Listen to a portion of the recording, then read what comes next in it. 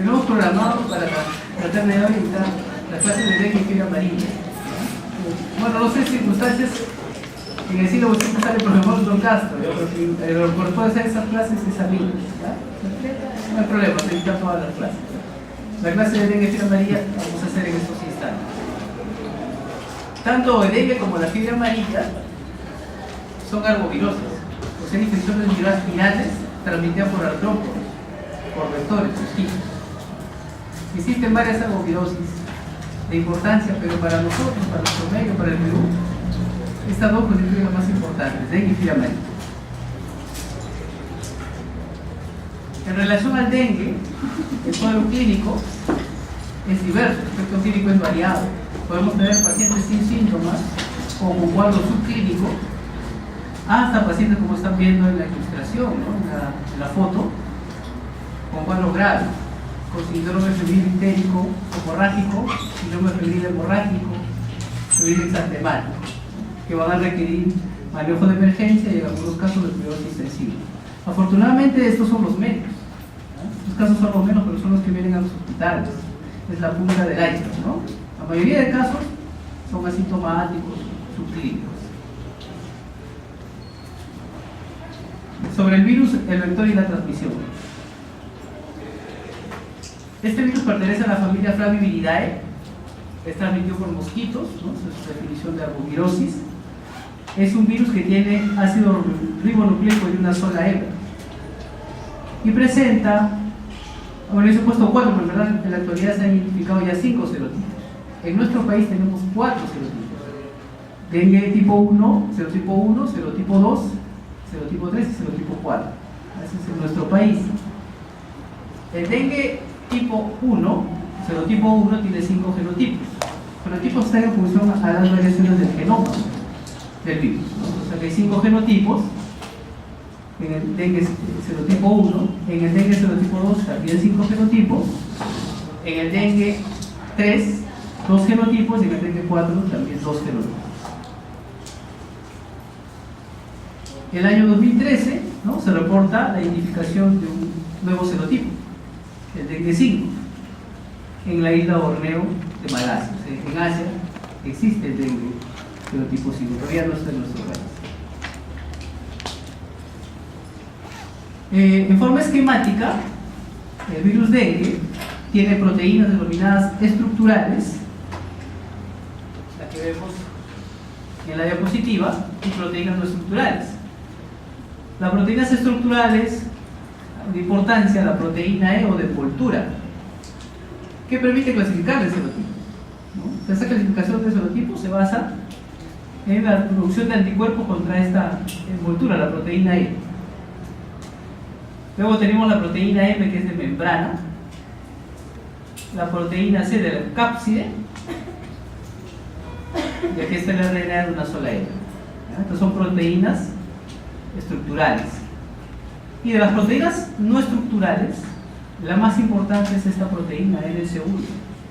Nos sirve para hacer el diagnóstico y vamos a ver que participa en la patogénesis de esta enfermedad.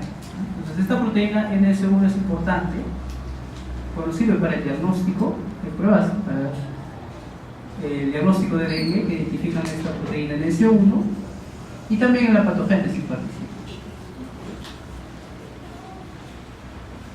Pues los serotipos del dengue determinan inmunidad específica para toda la vida, para cada serotipo. Es decir, si una persona resulta infectada por un serotipo cualquiera, 1, 2, 3 o 4, va a desarrollar anticuerpos contra ese serotipo.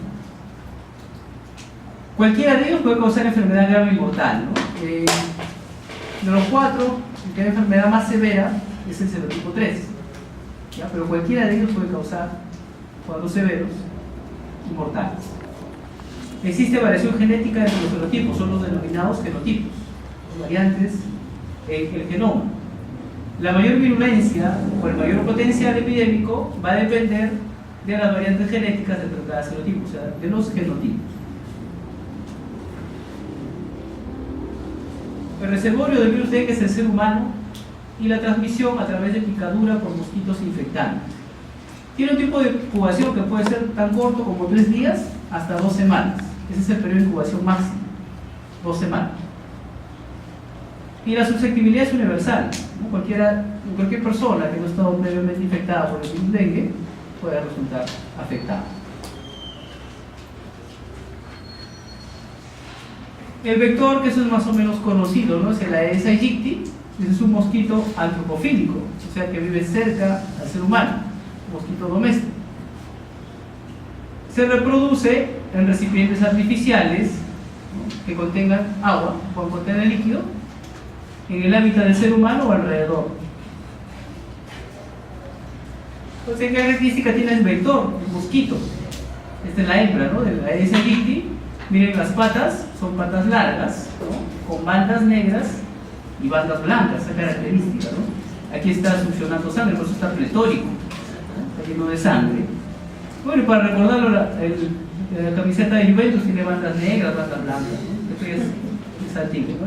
Ya no juega Tevez en la Juventus, pero es para recordar las bandas negras y bandas blancas en las patas, ¿no? Forma de identificar a este mosquito.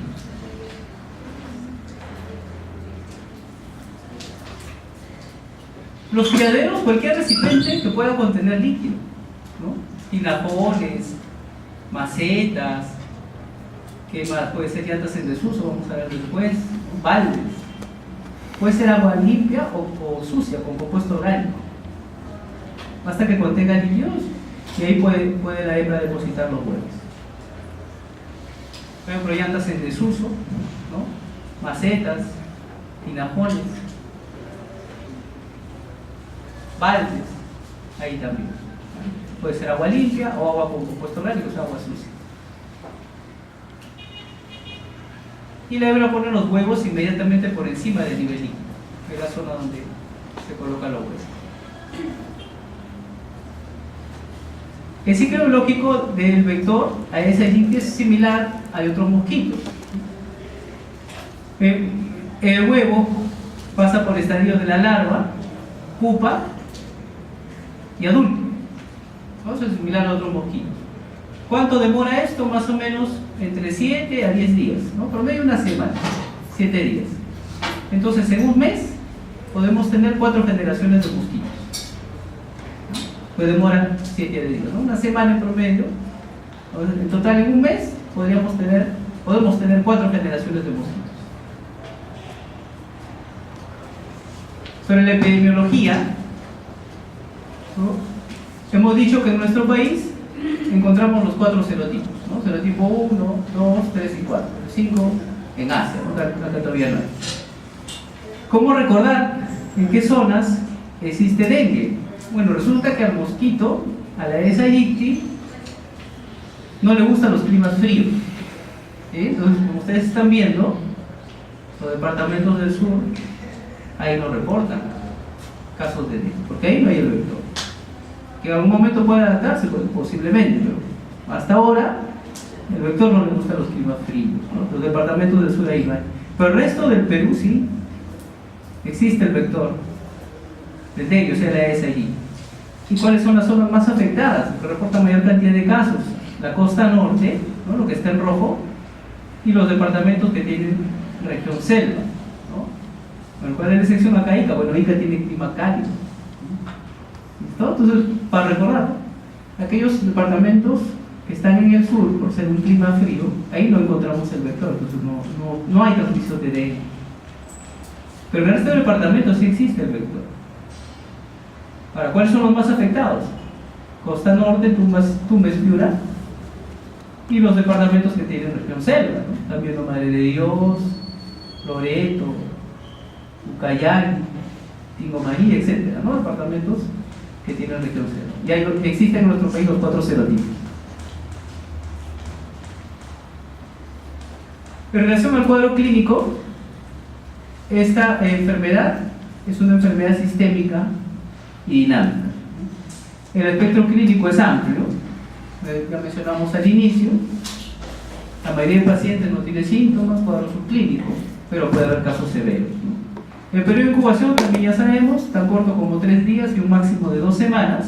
Comienza súbitamente y empieza con fiebre alta, ¿sí? Esa es la denominada fase febril, con otras manifestaciones que veremos después. Luego viene la fase crítica y posteriormente la fase de recuperación. Este es un estudio del año 2002, una publicación de los cubanos, ¿no? Los médicos cubanos, un brote que hubo por allá, en Cuba, ¿no? E hicieron un estudio de serología para el virus dengue en una población. Incluyó a personas que tenían síntomas y a aquellos que no tenían síntomas. Y lo que encontraron es que la mayoría, ¿no?, de las personas estaban asintomáticos y presentaban pruebas positivas para dengue, ¿no? ¿Están viendo acá? Y el menor porcentaje tenían, bueno, en esa época había esta denominación, fiebre para dengue, fiebre hemorrágica por dengue. En la actualidad ya no se usan esos términos, pero para mostrarles que la gran mayoría de pacientes son asintomáticos, ¿sí? Los menos hacen cuadro clínico y menos porcentaje todavía mortalidad. Bien, dijimos que empieza súbitamente con fiebre alta, 40 grados centígrados. En promedio esta fiebre o la fiebre dura 3 días. Es un promedio, 3 días. Cuando la persona llega al cuarto día, estamos apreciando en la diapositiva que la fiebre cae, ¿no? Eso le llamamos efervescencia, ¿sí? En la mayoría de infecciones o enfermedades infecciosas, cuando la fiebre cae, nosotros, bueno, nos sentimos contentos, satisfechos, está mejorando el paciente. Es lo que decimos en la mayoría de enfermedades infecciosas. Esta es una excepción. Cuando cae la fiebre, o sea, en el periodo de efervescencia, hay que tener más cuidado, ¿ya? Esa es una excepción. ¿Por qué? Porque estamos viendo aquí día cuarto, quinto, sexto, o sea, 48 horas, ¿no? Cuarto, quinto hasta sexto día, eso corresponde a la fase crítica, ¿no? Donde se pueden presentar las complicaciones, los casos severos, ¿no? Los signos de alarma. ¿Listo? Entonces acá, cuidado, ¿no? Cuando cae la fiebre, no me dejo contentar, más bien preocupar, porque el paciente puede evolucionar a cuadros graves, a hacer signos de alarma, ¿sí? Y se presenta cuarto, quinto hasta sexto día, ¿no? Esta fase crítica, cuando cayó la fiebre, la de efervescencia. O sea, con la de efervescencia, con la caída de la fiebre, los pacientes pueden mejorar o empeorar. Aquellos que mejoran después de la de efervescencia, nosotros lo denominamos dengue, o tienen, perdón, dengue sin signos de alarma, ¿no? Dengue sin signos de alarma. Aquellos que empeoran son los pacientes que presentan dengue con signos de alarma.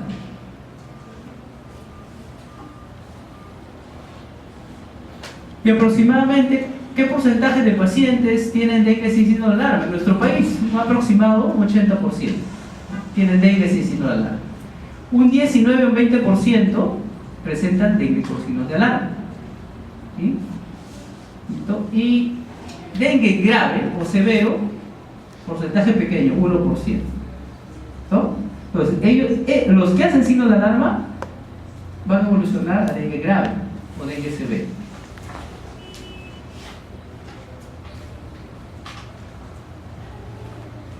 ¿No? Entonces, aquí vemos la fase febril que dijimos durante 3 días aproximadamente.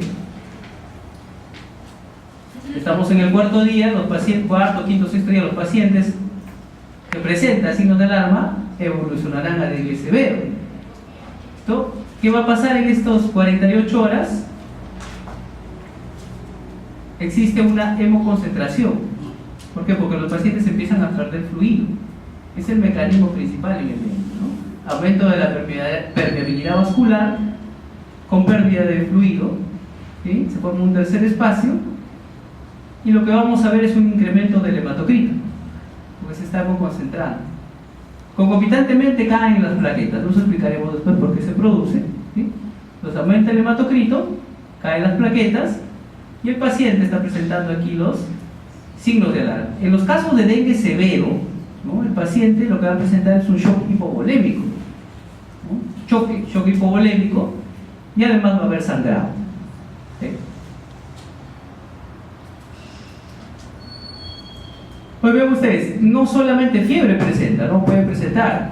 En la fase febril, además de fiebre, el paciente tiene cefalea, puede tener cefalea, dolor retroocular, artromialgias, que son intensas, ¿no? Lo conocen como fiebre quebrantahueso porque es intensa. Estas mialgias, estos dolores articulares, ¿no? Tromialgias. Exantema en un 30-50%, entonces el paciente tiene rash. Y vamos a tener pacientes con fiebre y rash, o sea, un síndrome exantemático febril. El dengue entra en diagnóstico diferencial de pacientes con síndrome exantemático febril. Dolor abdominal, pero discreto, ¿no? Si es un dolor abdominal intenso, continuo, eso ya es un signo de alarma. ¿Ya? Pero si es un dolor abdominal discreto, no es signo de alarma. Parte de un cuadro en la etapa febril. Diarrea puede tener, fotofobia, náuseas y anorexia. ¿Cuánto dura esta etapa? Aproximadamente 3 días, ¿no? Después cae la fiebre. Entonces, ¿qué curso clínico pueden tener los pacientes? Mejoría clínica, con manifestaciones hemorrágicas leves, ¿no? O sea, diversas manifestaciones, petequias, epístasis, hemorragia y otras, o evolucionar a dengue severo. Esas posibilidades tenemos.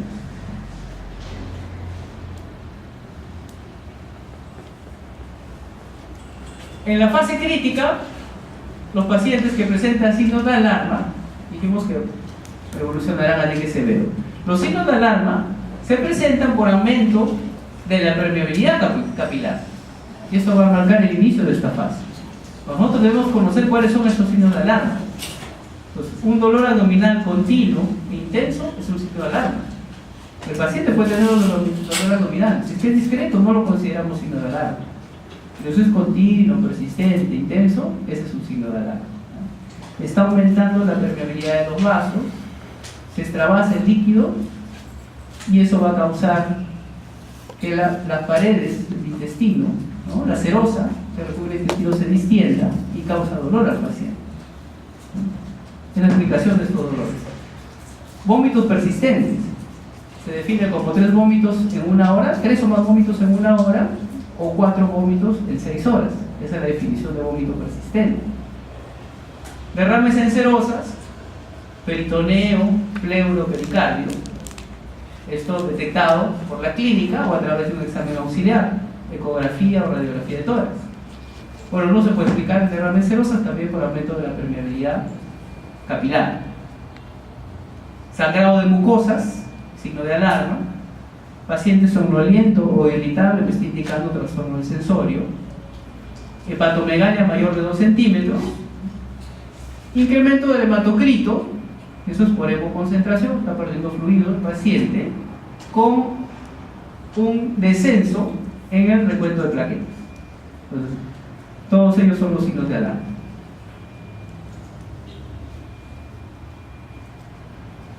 Los pacientes que tienen signo de alarma pueden evolucionar a dengue severo, donde lo más importante, ¿no? El mecanismo de la patogénesis más importante es el escape severo de plasma, que lleva a shock hipovolémico. Puede llevar también a distrés respiratorio. Estos pacientes tienen sangrado severo, pero lo más importante aquí es el shock hipovolémico, ¿ya? La pérdida de fluido, la formación de un tercer espacio. ¿Hay daño severo al órgano? Sí. Pacientes elevan las transaminasas en valores de hepatitis virales, ¿no? TGO, TGP más de 1000. Puede haber compromiso del miocardio, disminución de la fracción de eyección del ventrículo izquierdo, escala de coma de Glasgow menos de 15, ¿no? Nefropatía. Entonces, son ya alteraciones multiorgánicas. Se dengue severo. Este periodo de escape de plasma clínicamente severo, ¿no? Es un shock hipovolémico. Alguien ha comparado el dengue con una diarrea interna, ¿no? Está formándose un tercer espacio y está perdiendo fluido. Esto dura aproximadamente, de 1 a 2 días. O sea, en esas 48 horas hay que monitorizar al paciente y hacer un manejo fino de la hidratación. El estado hemodinámico se maneja de manera fina y con eso vamos a conseguir salvarlo, ¿no? Que sobreviva. Pues esas 48 horas hay que estar a la cabecera del paciente. Luego viene la fase de recuperación, cuando los derrames desaparecen, disminuyen, cesan los sangrados, la diuresis es normal y podemos ver al 6º día, hasta el 10º día, un exantema que se llama exantema tardío. Ese es un exantema de salida, le llamamos, ¿no? Ya el paciente está mejorando. El dengue, en promedio, dura una semana. Más de una semana difícil ya que sea dengue, ¿no? Es un cuadro agudo. Entonces, si ustedes tienen un paciente que viene de una zona endémica de dengue, con un tiempo de enfermedad de 10 días o 2 semanas, con fiebre, ¿no? Ya eso no es dengue, hay que pensar en otra cosa. ¿Verdad? Dengue en promedio dura una semana. Más de una semana hay que pensar en otra enfermedad. Posteriormente viene la fase de convalecencia, que dura varios meses. El paciente presenta cefalea, se queda, ¿no? Con su cefalea, con cansancio, con artromialgia. Eso progresivamente le irá pasando en la fase de convalecencia. Y en la actualidad, la clasificación del dengue, digamos que es simple, ¿no? Con las instantes vimos fiebre hemorrágica por dengue, shock por dengue, nos ha cambiado, ¿no? En la actualidad tenemos dengue sin signos de alarma, que ya sabemos cuáles son, dengue con signos de alarma y dengue severo, ¿ya? Dengue sin signos de alarma, dengue con signos de alarma y dengue severo. También ya sabemos que el dengue severo se caracteriza por escape severo de fluidos, o sea, shock hipovolémico. Hay sangrado, sí, y también daño severo de órganos. ¿Cómo definimos daño severo de órganos? En hígado, transaminasas enzima de MYC. Eso hace recordar a una hepatitis viral, ¿sí? Esta es una hepatitis por el dengue grave, dengue severo. Trastorno del sensorio, escala de Glasgow menos de 15. ¿Sí? El corazón y otros órganos, ¿no? Hay bradicardia, disminución de la fracción de eyección. El virus dengue tiene tropismo por el miocardio. ¿Ya? Puede haber también afectación renal.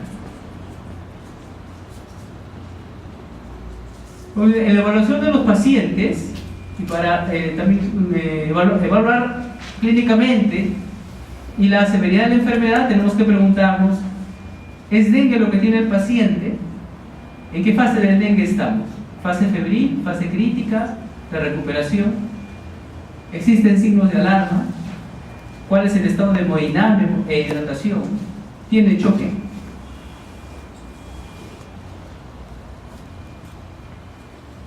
Para fines de manejo, son grupos, ¿no? El paciente los agrupamos para fines de manejo, y el grupo A es los pacientes, o el grupo, pacientes con dengue sin signos de alarma. Grupo A, dengue sin signos de alarma.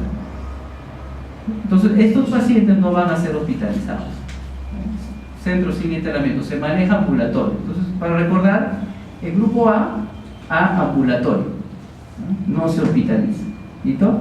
Luego tenemos el grupo B1, pacientes con dengue sin signo de alarma, más afección asociada o condición coexistente se llama, ¿no? Un ejemplo, después vamos a ver más, un ejemplo de condición coexistente: un paciente con nefropatía, con hepatopatía, ¿no? Con cardiopatía, diabético, etcétera, ¿no? Son condiciones coexistentes. Paciente anciano, ¿no? Tercera edad. Entonces son condiciones coexistentes o afección asociada, pertenece al grupo B1. O riesgo también puede ser, ¿no? Riesgo social, que viva solo. Si uno envía a su casa y le digo que en su casa tenga cuidado con los signos de alarma, de repente le da un dolor abdominal intenso, no se va a poder mover y ahí puede fallecer. Es una situación de riesgo social. Esos pacientes pertenecen al grupo B1 y yo debo hospitalizarlos. El grupo B2 está conformado por pacientes con dengue que tienen signos de alarma. Entonces, tanto B1 como B2 hay que hospitalizar. B1, B2 se hospitaliza. El grupo C, pacientes con dengue grave o dengue severo. Manejo de UCI, manejo de emergencia, cuidados intensivos. Entonces, el grupo A, ambulatorio, a su casa, ¿sí? Grupo B1, B2, hospitalizar. Y el grupo C, manejo de emergencia, cuidados intensivos, porque el C es dengue severo. Entonces, ¿quiénes pueden ser enviados a su casa? Aquellos pacientes que toleran la vía oral, que orinan por lo menos una vez cada 6 horas, no tienen signos de alarma, especialmente cuando cae la fiebre, hematocrito estable, no hay condiciones coexistentes, ¿no? no es diabético, no tiene cardiopatía, no hay nefropatía, no es paciente de tercera edad, no tiene síndrome de Down, etc. Entonces, estos pacientes ambulatorios deben ser evaluados diariamente para determinar la progresión de la enfermedad y aparición de signos de alarma hasta que estén fuera del periodo clínico. ¿Bien? También es necesario solicitarle un hemograma hasta 48 horas después de la caída de la fiebre, según posibilidades, porque vimos que la fase crítica dura 2 días, ¿no? Pues 48 horas, hay que ver eso. ¿Qué cosa es lo que vamos a ver? La evolución de la enfermedad, ¿no? La efervescencia, la caída de la fiebre, el aumento del hematocrito con la caída rápida de las plaquetas y la aparición de signos de alarma. ¿Qué cosa le vamos a indicar a estos pacientes? ¿No? Porque el manejo es ambulatorio, que repose en cama, descanse. Pero hay que indicárselo bonito, bien detallado, ¿no? En una oportunidad un colega que trabaja, aún trabaja en Satipo, me comentó que le indicó a un paciente con dengue que reposa en cama, pues, ¿no? O sea, pertenece al grupo A.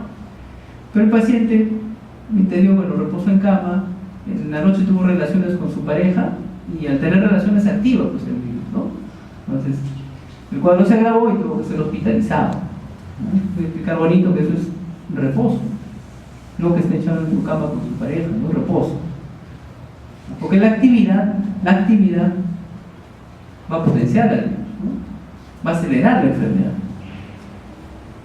Ingesta apropiada de líquidos, 5 vasos o más en adultos y de forma proporcional a los pacientes pediátricos, ¿no? ¿Qué le indicamos? Leche, jugo de frutas, solución salina isotónica, agua de arroz o sopa.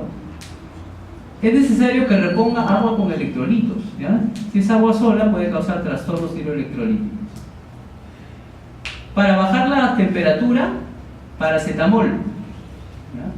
Otro medicamento, no, paracetamol, es indicado, ¿ya? Compresas para la fiebre, buscar y eliminar criaderos de mosquito en la casa y en los alrededores. ¿Qué debe evitarse? O sea, está contraindicado, los aires, ¿sí? O estos pacientes presentan sangrado. Si le indicamos aires, agravaremos la situación. Entonces, aires está contraindicado, ¿sí? Igual corticoides, ¿no? No tiene sentido. Si el paciente está tomando alguno de estos medicamentos, consultar con el médico tratante, ¿no? La conveniencia continuar el tratamiento, y tampoco requieren antibióticos porque es una infección viral.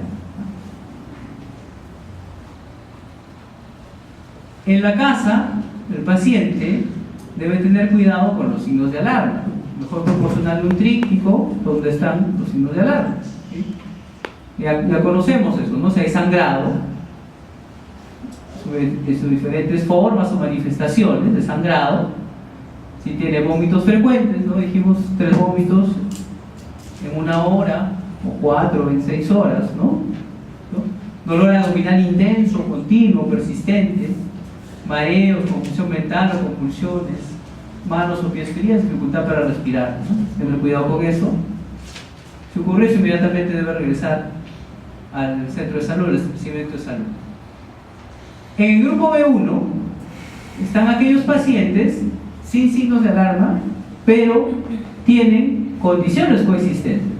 Ejemplo, embarazo, pacientes lactantes o seniles, o sea, los extremos de la vida, poblaciones de riesgo, ¿no? Son inmunosuprimidos, pacientes obesos, ¿no? La obesidad, también sabemos, es una condición de inmunosupresión, ¿no? Diabético igual, paciente con nefropatía, ¿no? Insuficiencia renal, con enfermedades hemolíticas, con cardiopatía, ¿no?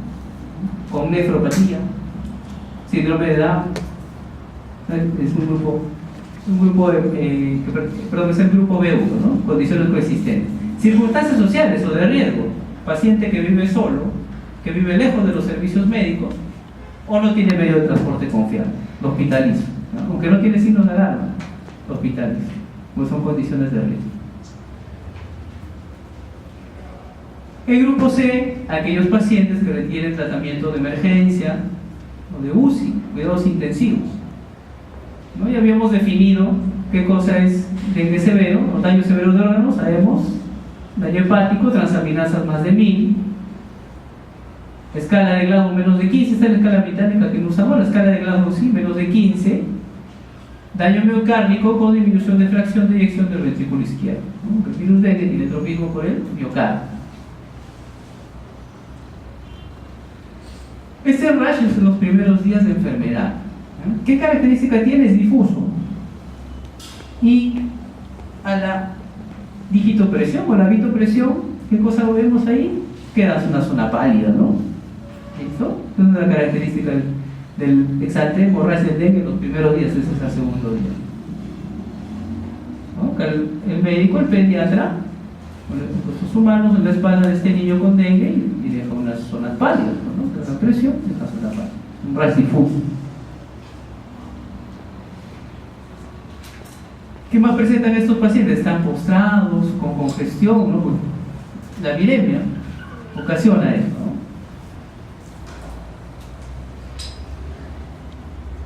Y esta es una hipótesis, la más aceptada, que trata de explicar los cuadros graves, ¿no?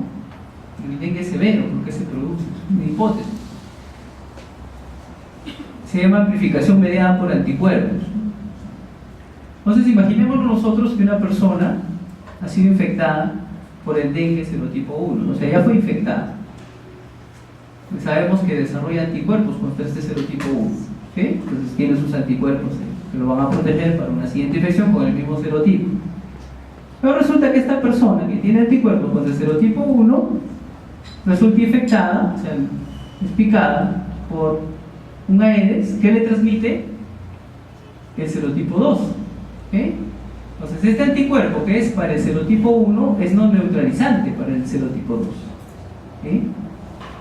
Es no neutralizante, pero aún así el macrófago no puede fagocitar, fagocita este complejo, un anticuerpo no neutralizante con el serotipo 2, lo fagocita. ¿Sí? Hasta ahí no habría ningún problema, pero al fagocitarlo, al introducir este complejo, ¿no? El anticuerpo no neutralizante, lo estamos viendo aquí, este es el anticuerpo no neutralizante, es el virus dengue. Al fagocitarlo, ¿qué va a pasar? Bueno, participa también CD4, CD8, estamos viendo que se liberan interleuquinas en gran cantidad, es una tormenta de citoquinas, ¿no? Y estas citoquinas explican el aumento de la permeabilidad capilar. ¿Sí? Dijimos que es el mecanismo más importante, ¿no? En el dengue, la patogénesis del dengue. Hay una tormenta de citoquinas que hace que la permeabilidad de los vasos aumente, pierda fluido el paciente. ¿Listo? Es una hipótesis, la más aceptada, se denomina amplificación dependiente de anticuerpos, del doctor, bueno, dice Roma, pero la hipótesis del doctor Halsted, ¿no? Doctor Halsted, la hipótesis, amplificación mediada o dependiente de anticuerpos, ¿no? Persona tiene anticuerpos contra el serotipo 1 y estos anticuerpos contra el serotipo 1 son no neutralizantes para el 2, ¿sí? Pero ocasionan, ¿no? Al ser fagocitados por el macrófago, ocasionan la liberación de interleuquinas en grandes cantidades, unas tormentas de citoquinas que aumentan la permeabilidad de los vasos. Pero eso es lo que hemos explicado, ¿no? Ahí está. Y puede llevar, ¿no? A la larga puede llevar también a coagulación intravascular diseminada, ¿no? Esta liberación de citoquinas. La tormenta de citoquinas, ¿no? Puede llevar a coagulación intravascular diseminada. ¿Listo? Entonces, estas interleuquinas o citoquinas explica el aumento de la permeabilidad capilar y puede llevar también a coagulación intravascular diseminada. Muy bien. En este esquema estamos viendo un vaso sanguíneo. Acá está el endotelio, también es el endotelio. El endotelio, recordamos, tiene su glicocáliz, ¿no? Este glicocáliz interactúa con esta proteína, ¿no? Eso mencionamos al comienzo, que la proteína no estructural del NS1 es importante, ¿no? Entonces el NS1 interactúa con el glicocáliz y lo que estamos viendo aquí es aumento de la permeabilidad capilar, ¿no? Entonces se pierden los componentes que están en el plasma. Y en el plasma también tenemos proteínas que participan en la coagulación, varias, ¿no? Entonces, el sangrado, una de las explicaciones del sangrado en dengue no es la disminución de las plaquetas, ¿ya? No es la explicación. Esta es una de las explicaciones, ¿no? La pérdida de las proteínas que están acá en el plasma, no se pierde esta base. Eso explica el sangrado.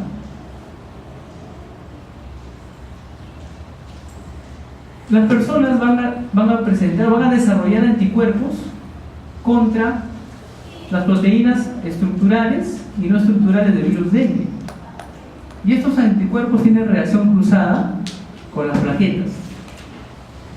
Es frecuente ver trombocitopenia. Pero la trombocitopenia no explica el sangrado, ¿no? Ya les mencioné, mejor explicado por la pérdida de las proteínas, ¿no? Al extravasarse en el plasma. ¿Listo? Los anticuerpos además tienen reacción cruzada contra proteínas de la coagulación, que también explicaría el sangrado, contra la célula endotelial. Entonces va a haber daño en los vasos, ¿no? En las células endoteliales. Los pacientes evolucionan con sangrado, con hemorragia. Entonces tenemos pacientes con fiebre, con hemorragia, podemos tener pacientes con fiebre, con rash, con exantema, con fiebre, con ictericia. Entonces, esas posibilidades hay, ¿sí? Equimosis en conjuntivo ocular. Y la prueba, aunque la norma técnica en nuestro país actualizada el año pasado, publicaron en 2017, la última norma técnica, no lo considera la prueba del manguito, pero se lo menciono para que usted lo tenga como referencia, ¿no? Antes usábamos bastante esta prueba, para que lo tengan como referencia. ¿En qué consiste la prueba del manguito o torniquete, ¿no? Este es en un paciente en el cual yo no veo sangrado activo, ¿ya? O sea, tiene un cuadro clínico sugestivo de dengue, fiebre, cefalea, artromialgia, rash, pero yo no veo un sangrado activo. Entonces es tratar de inducirle ese sangrado a través de esta prueba, ¿no? Entonces nosotros le vamos a tomar la presión, ¿no? La presión sistólica y la diastólica. Supongamos que la sistólica es 100, ¿no? Y la diastólica 80, ¿no? Entonces la semisuma es el promedio, ¿no? Entonces 100 más 80, 180, entre 2, 90. El manguito lo vamos a insuflar hasta 90 durante 5 minutos. Y en esos 5 minutos nos vamos a fijar en el miembro superior, en el antebrazo. Si la persona presenta 3 o más petequias por centímetro cuadrado, o 20 o más petequias por pulgada cuadrada, esta prueba del manguito es positiva. Es equivalente a un sangrado, ¿no? Pero hay que tener cuidado, porque si al minuto o los 2 minutos ya presento esta cantidad de petequias, ahí nomás suspendo la prueba, no la tengo que desinflar el manguito, porque si lo mantengo durante los 5 minutos se puede producir equimosis, ¿no? De la zona, ¿ya? ¿Listo? Es para que lo tengan en referencia. Como les menciono, en la última norma técnica de nuestro país publicada el año pasado ya no consideran la prueba de torniquete o manguito.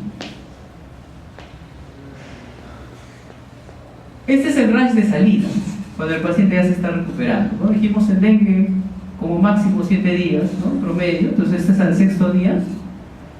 ¿Por qué se caracteriza este rash? El rash de salida, porque presenta zonas pálidas o blancas rodeadas de un mar rojo, islas blancas rodeadas de un mar rojo. Aquí no se nota muy bien, aquí sí, ¿ya? Miren, islas blancas con zonas pálidas rodeadas de un mar rojo. Entonces se llama rash en islas o islotes. Es el rash de salida, es decir, que el paciente ya se ha recuperado, ¿no? En el 6º día más o menos, ¿no? Nota la diferencia con el rash inicial, ¿no? Que es un rash difuso y que al la vitopresión, ¿no? Se presenta en la zona pálida, ¿no? Acá es sin vitopresión, así nomás espontáneo, aparecen esas islas blancas rodeadas de un mar rojo, rash en islas o islotes. Entonces, criterios de alta: paciente sin fiebre por 2 días, mejoría clínica manifiesta, ¿no? Bienestar general, apetito conservado, hemodinámicamente estable, buena dureza y no hay distrés respiratorio. En los exámenes de laboratorio, yo voy a ver que las plaquetas comienzan a incrementarse, ¿ya? No es necesario darle alta con plaquetas normales, ¿sí? Eso en el tiempo ya se estabilizará, ¿cierto? Pero hay una tendencia al incremento, usualmente precedida por aumento de leucocitos y el hematocrito a este estado. Estas son las unidades de vigilancia clínica intensiva para los pacientes del grupo B. En estas unidades de vigilancia clínica intensiva hay una hoja de monitoreo para hacer un balance adecuado, ¿no? La hidratación también de manera adecuada, y como le dije, estos pacientes deben estar 2 días, ¿no? O mejor dicho, el personal de salud debe estar a la cabecera del paciente durante 2 días con la hoja de monitoreo. ¿Qué más debe contar? Mosquiteros, personal médico, enfermera, auxiliar de enfermería. Pues en el grupo B1 y B2, el grupo B2 sería no dengue con signos de alarma, iniciar de inmediato la hidratación vía endovenosa y debemos iniciar la vía oral lo más rápido posible. Si hay vómitos o trastorno del sensorio, se puede iniciar además con hidratación. Si no hay, vómitos o trastorno del sensorio, además usamos la vía oral. Administramos soluciones cristaloides, cloruro de sodio 9 por 1000, de acuerdo a esquema. El esquema recomendado es el que ustedes están apreciando en la diapositiva, ¿no? La velocidad de infusión 20 mililitros por kilo hasta 3 bolos, ¿no? Luego 10 mililitros por kilo por hora durante 1 o 2 horas, posteriormente 5 a 7 mililitros por kilo por hora por 2 a 4 horas, y vamos bajando 3 a 5 mililitros durante 2 a 4 horas, y como terapia de mantenimiento 2 a 3 mililitros por kilo por hora por ya 24 horas. ¿Qué es lo que vamos evaluando, monitorizando? La presión arterial, ¿no? Presión arterial media y los signos de alarma. Acá hay que hacer un manejo fino en la hidratación, porque yo me puedo exceder y encharcar al paciente. Por eso las recomendaciones de estos esquemas, ¿no? Un manejo fino en la hidratación. Y como les dije, 48 horas ahí a la cabecera del paciente, ¿no? En el grupo B2, aquellos pacientes que tienen dengue con signos de alarma, el esquema es similar, pero acá debemos tener más cuidado con esto, ¿no? Con la hipotensión, o sea, la presión arterial media y los signos de alarma. Si empeora el estado hemodinámico, aumentamos la velocidad a 20 miligramos por kilo por hora durante 1 o 2 horas, ¿no? Bueno, es un manejo fino de la hidratación. ¿Ya? Tengo que estar controlando. En algunos casos aumentar el goteo o puedo disminuirlo, depende de la presión arterial, de los signos de alarma, ¿sí? Y entonces tenemos situaciones clínicas. En el grupo B vamos a administrar cristaloides, cloruro de sodio. Ya vimos el esquema, ¿no? Sugerido. Utilizamos una hoja de monitoreo con evaluación estricta y periódica. ¿Qué cosa es lo que vamos a evaluar? Presión arterial media, frecuencia cardíaca, signos de alarma. Le denominan así tratamiento enzimático, ¿ya? No es con Z, sino con C. Se refiere a estar a la cabecera, encima del paciente, ¿no? Por eso le ponen así tratamiento enzimático, ¿no? Estar ahí en la cabecera, encima del paciente, 48 horas, no 2 días. Cuando el paciente tiene un estado hemodinámico normal, ¿no? Ya vimos también los esquemas, ¿sí? Y qué cosa importante aquí, en un paciente adulto la presión arterial media normal está entre 70 y 95, entonces yo tengo que mantener la presión en ese rango, ¿no? Entre más de 70 y menos de 95 con el goteo, ¿ya? Listo. En niños voy a utilizar una tabla de acuerdo a edad y sexo, la tabla para ver cuál va a ser la presión arterial media. Esta tabla, ¿no? Como están viendo acá, esta es para mujeres y aquí para varones, ¿no? Acá está la presión arterial media, un valor mínimo, un valor máximo, y esta es la presión media, ¿no? Entonces yo debo buscar, por ejemplo, si este es un paciente de, dice, menos de un día, ¿no? Enfermedad, la presión, perdón, de enfermedad, no, de edad, ¿no? Menos de un día, la presión debe estar entre 48 hasta 66, ¿no? Tengo que mantener la presión en ese rango. Por eso necesito estas tablas. En pacientes pediátricos son muy útiles, ¿no? ¿Cómo definimos un caso probable de dengue sin signo de alarma? Toda persona con fiebre reciente y hasta 7 días de evolución, ¿no? Dijimos el dengue en promedio dura una semana, no más de eso, que estuvo dentro de los últimos 14 días en área con transmisión de dengue. 14 días porque es el periodo de incubación máximo, ¿no? 14 días, o se encuentra infectada por Aedes aegypti y que además presenta por lo menos 2 de los criterios: artralgia, mialgia, cefalea, dolor ocular o retroocular, dolor lumbar, rash, y no tiene signos de alarma, ¿no? Este es un caso probable de dengue sin signos de alarma. Como diagnóstico diferencial hay varias entidades, ¿no? Antiguamente, unos años atrás, decían, ¿no?, que el más importante era la influenza, pues se parecía bastante al dengue, ¿no? Pero ya ahora tenemos otras, ¿no? Tenemos el chikungunya y el zika, que se parecen más todavía al dengue,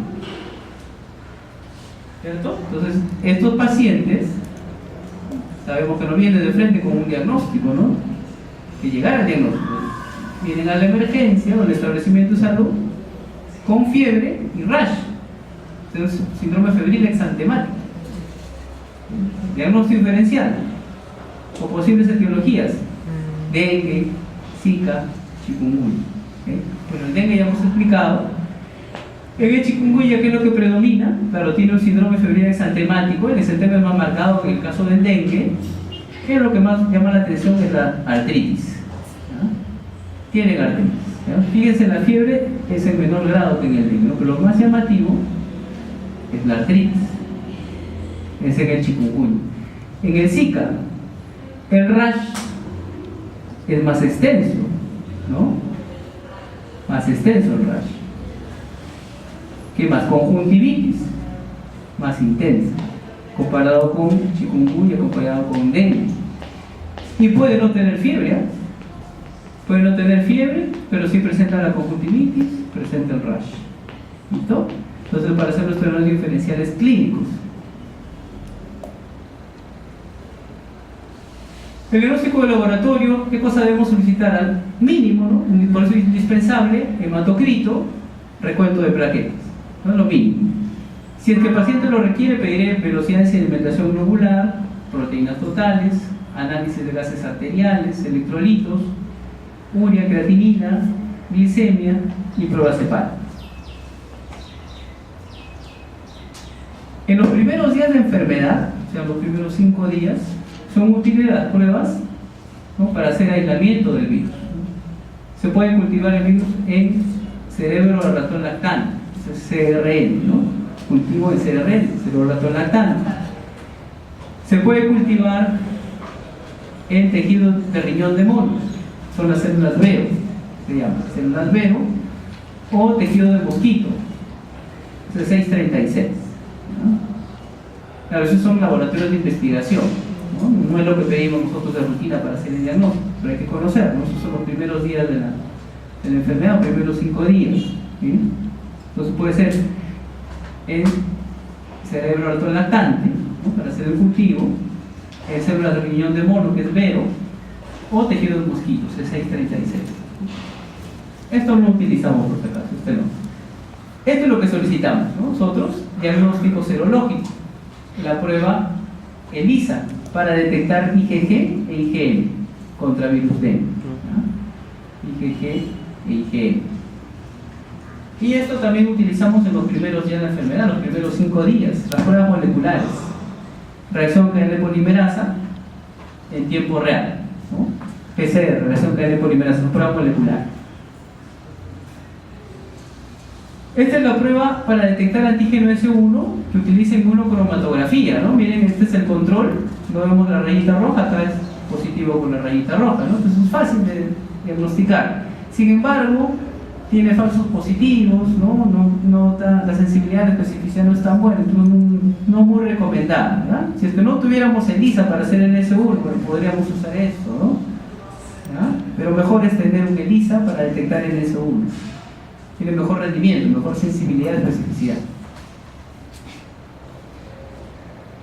Y esta es una prueba desarrollada por el Instituto Nacional de Salud en nuestro país, la prueba Tariki Dengue IgM. ¿No? El nombre lo dice, es ELISA de captura IgM. En pocas horas, dentro de 2 a 4 horas, tenemos resultados. Entonces, si este IgM está positivo, ya, pues el paciente con cuadro clínico compatible es dengue. Se llama así IgM. Pero dijimos que en los primeros días de la enfermedad, los 5 primeros días, podemos cultivar el virus, ¿no? CRL, cerebro retrolactante, células Vero, riñón de mono, C636, tejido de mosquito. ¿Sí? En estos primeros 5 días de enfermedad también podemos solicitar ELISA para NS1, ¿no? ELISA para NS1. ¿Qué más podemos solicitar ahí? Las pruebas moleculares, PCR para virus dengue. ¿Sí? Después del 5.º día, aprecien ustedes, el IgM empieza a incrementarse. ¿Sí?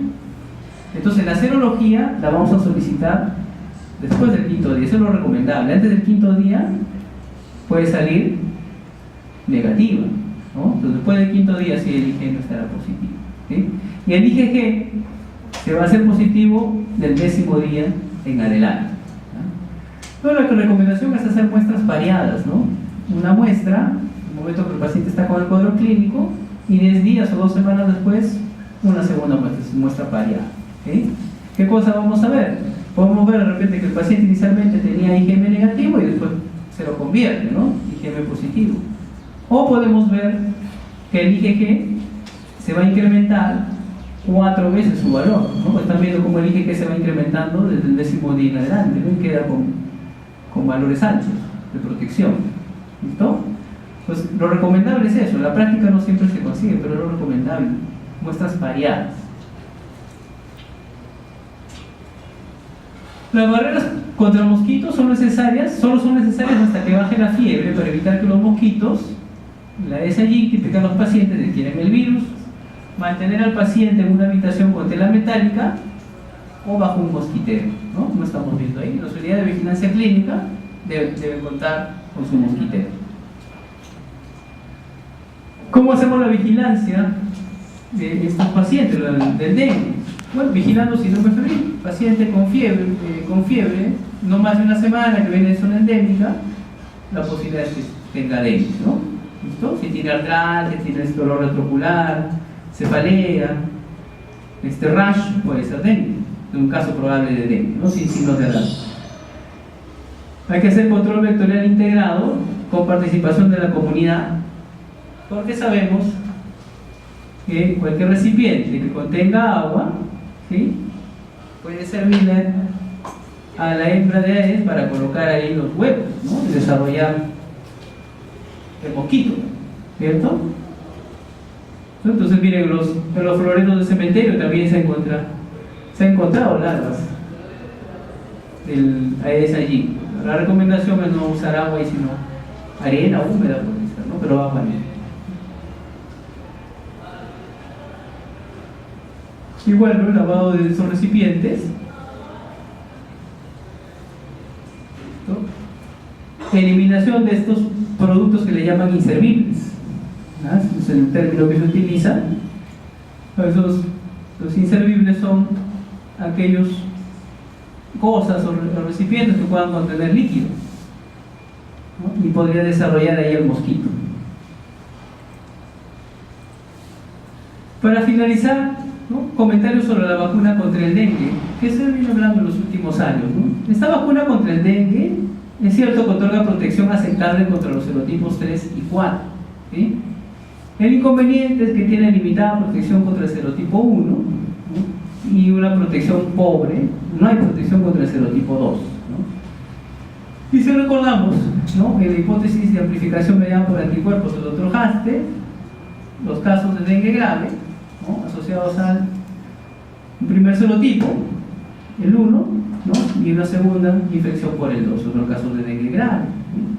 Entonces no nos protegería, no serviría mucho esta vacuna para esos casos, ¿no?